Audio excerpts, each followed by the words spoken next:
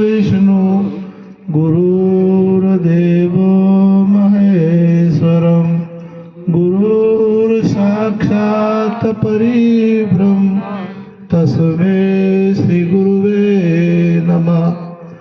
रामचंद्र भगवान की जय।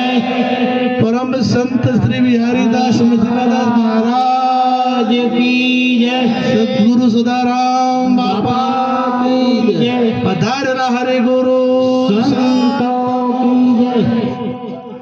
प्रथम तो हूँ प्रजापति नगर सोसायटी ना जे मुख्य कार्यकर्ताओं अमरा श्री अमृतभाई साहेब तथा तळजाभाई, जोमाभाई, रमेशभाई, अमृतभाई तथा तमाम समग्र सोसायटीना रहीशो ने खूब खूब आभार मानु छुं एमनो के मने पण आजे आ कथा श्रवण करवानो मोको मळ्यो।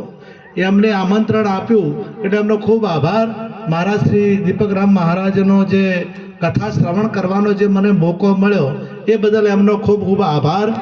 વિશેષમાં महाराज श्री हमने बोलिया था कि सब जग सिया राममय जानी। आखू जगत राममय से जो कथा अपना जीवन में उतरी होय तो आखा जगत में गीता में भगवाने कीधुं सर्वभूत स्थानम सर्वभूतानि च आत्मानि। बधा भूतों में जे वसेलो परमात्मा से ये आपने देखावो जोईए। जो कथा अपना जीवन में उतरी होय तो सिया आ रामायण तो कहेवानो भाव ज छे रामायण એટલે રામનું સમજણમાં આવવું। પણ આપણે એવું સમજીએ કે રામ અયોધ્યામાં આયા। રામનું આપણા સમજણમાં આવવું।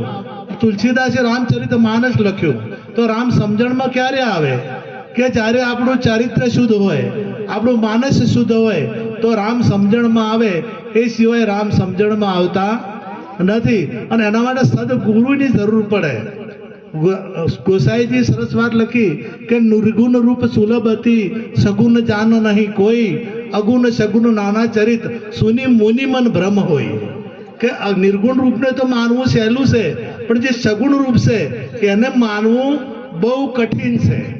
गीता में कीधुं के ज्ञानी मारू स्वरूप से एम जे संत से ए परमात्मानु स्वरूप एवं जे समझी सके से ए एमनुं शरण स्वीकारी सके से।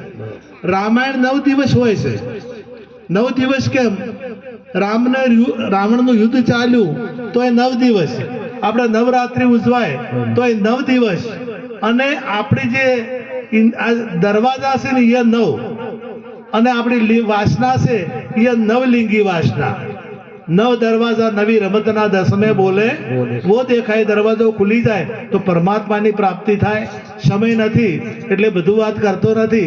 બધાનો ખૂબ ખૂબ આભાર અને મહારાજ શ્રીનો પણ ખૂબ ખૂબ આભાર કે એમના કથા અમૃતનો અમને લાભ મળ્યો। ભરતપુરીજી મહારાજનો પણ દર્શન કરવાનો, નરેન્દ્રપુરીજી મહારાજનો પણ અમને દર્શન કરવાનો લાભ મળ્યો। ખૂબ ખૂબ આભાર આપનો। જય ગુરુ મહારાજ।